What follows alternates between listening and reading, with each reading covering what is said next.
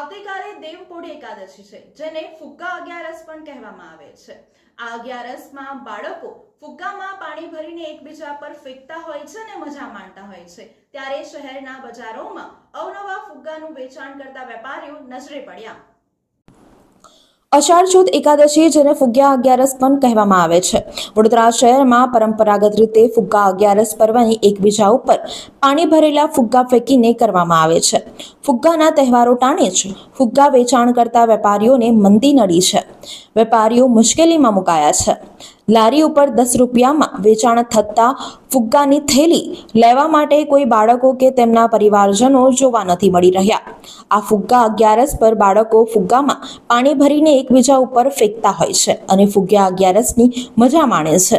ત્યારે બજારમાં આવા અવનવા ફુગ્ગાનું વેચાણ કરતા વેપારીઓ નજરે પડ્યા હતા। વડોદરા માર્કેટની સ્થિતિ કફોડી બની છે। એક બાજુ તહેવારો નજીક છે તો બીજી બાજુ બજારમાં મંદીના કારણે વેપારીઓના માલના પૈસા ફસાયા છે અને ઉઠાવણા પણ વધી ગયા છે।